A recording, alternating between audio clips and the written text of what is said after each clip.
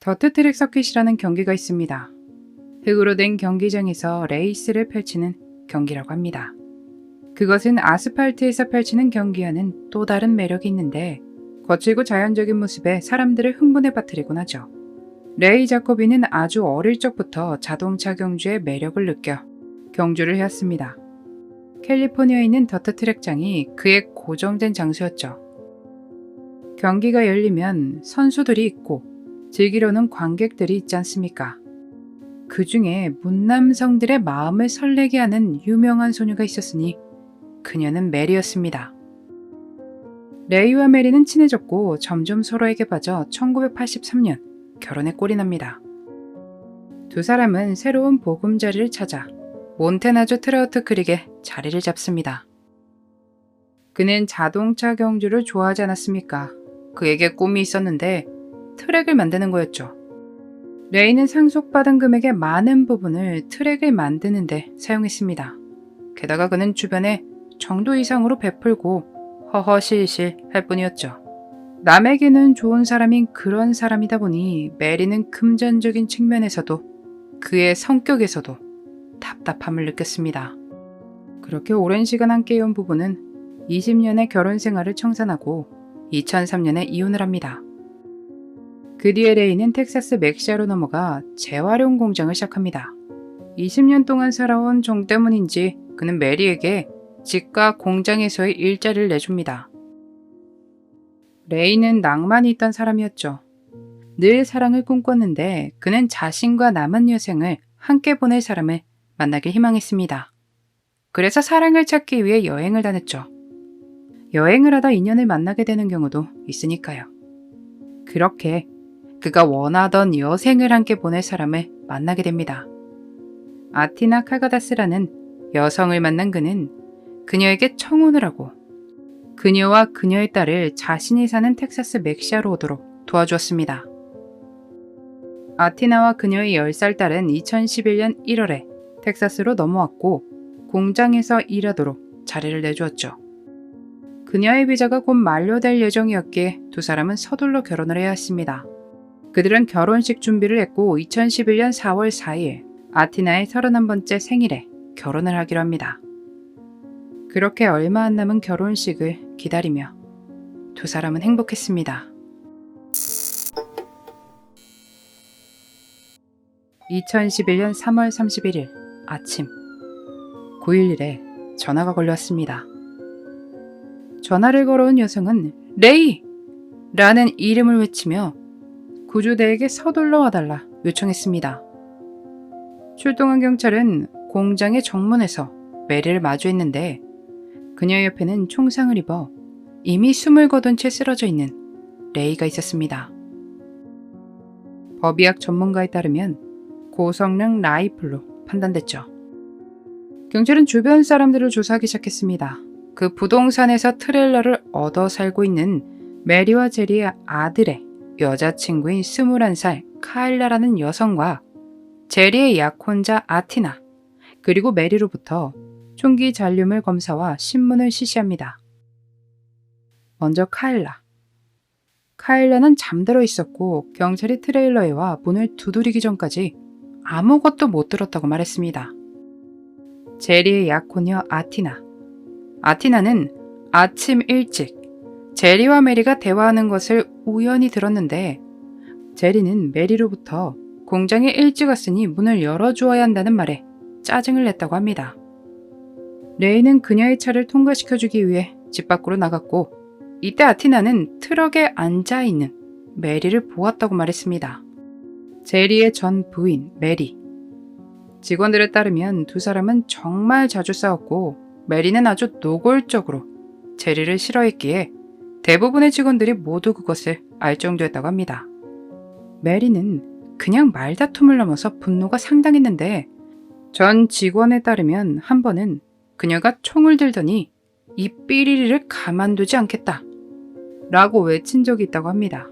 또 다른 직원은 두 사람이 싸우던 도중 메리가 고개를 자신 쪽으로 돌리더니 그가 없어져 버리면 좋겠다고 말한 적이 있다며 전했습니다. 이렇게 메리와 제리에 대해 파면 팔수록 두 사람 사이가 좋지 못했다는 것이 드러났습니다. 메리는 레이에게 오전 6시 50분에 전화를 걸어 15분 후에 공장 마당에 도착한다고 알렸다고 했죠. 그러니 공장의 문을 열어달라는 이야기였을 것입니다. 그녀가 공장에 도착했을 땐 문이 열려 있었고 바로 그곳에 레이가 쓰러져 있었다고 전했습니다.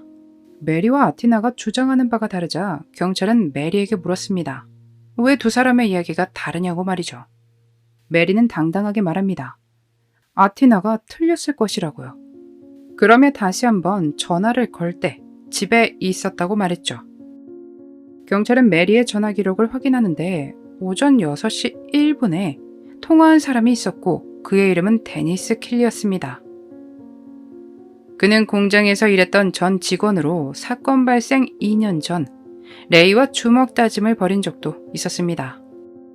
데니스 킬리는 메리와 거의 매일이라고 할 정도로 통화를 했는데 경찰은 그것에 대해 그녀에게 물었죠. 데니스는 누구인지, 어떤 관계인지 말입니다. 그는 전 직원이고 여기서 1시간 정도 떨어진 거리에 살고 있어요. 그와는 부동산 문제로 전화를 했을 뿐이에요. 경찰은 그의 휴대전화 GPS를 이용 기록을 확인합니다. 그는 텍사스 동부에 살고 있었는데 사건 당일 맥시아에 있었던 것이 확인됐죠. 경찰은 데니스 킬리를 찾는 데 더 힘을 냈습니다. 그리고 7월 6일 마침내 그를 찾아냈죠. 그리고 그는 흔쾌히 사건 수사에 협조했습니다. 레이와 그때 싸운 건 약간의 오해가 생겨서 그런 겁니다. 타이어 때문에 그랬어요. 이렇게 술술 이야기를 하던 그가 형사들이 과거사를 질문하기 시작하자 입을 꾹 다뭅니다. 그러더니 그는 다소 긴장한 모습으로 이제 됐어요. 신문은 이제 끝내야겠어요. 분명 수상했지만 그와 사건을 연결시킬 만한 결정적인 증거는 없었습니다. 사건이 일어난 지 2주가 지나갈 쯤 킴 다번이라는 사람과 로빈이라는 사람이 경찰서를 찾아옵니다. 그녀는 자신이 모든 것을 레이에게 뺏길까봐 두려워하고 있었습니다. 메리가 레이를 처리해달라며 저에게 $30,000를 제시한 적이 있었어요.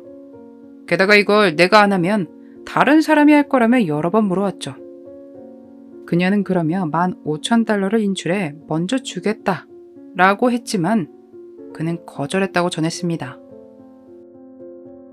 한편 오랜 기다림 끝에 2011년 9월 총기 잔류물 검사에 대한 결과가 나옵니다. 그리고 메리가 발사했거나 총을 만졌거나 발사가 되는 중에 가까이 있었다는 결과가 나왔죠.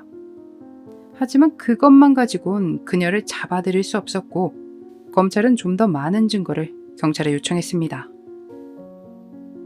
그 사이 공장은 다른 사람에게 넘어갔고 메리는 일자리를 잃었습니다.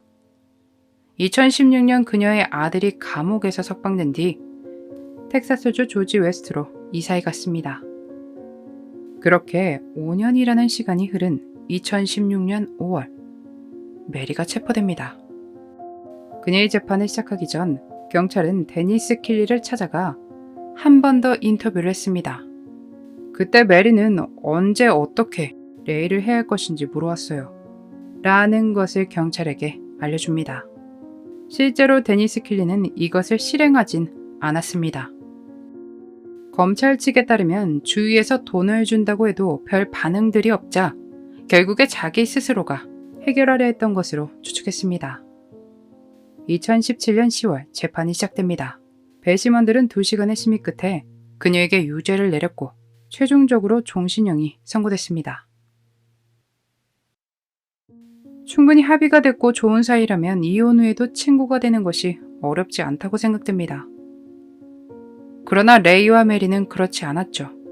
평소 레이에 정도 이상으로 잘 베풀던 그 성격과 그동안 살아왔던 정도 있으니 그녀를 불러 살 곳을 마련해주고 일도 내준 것일 테죠.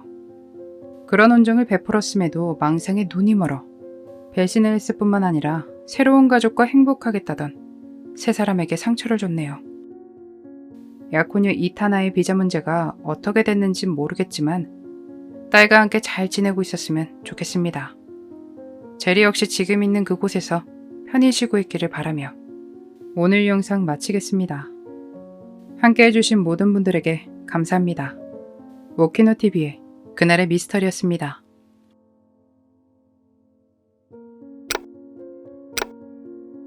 마지막까지 시청해주셔서 감사합니다. 좋아요와 구독은 저에게 큰 힘을 줍니다. 오늘 하루도 수고하셨습니다. 좋은 밤 보내세요.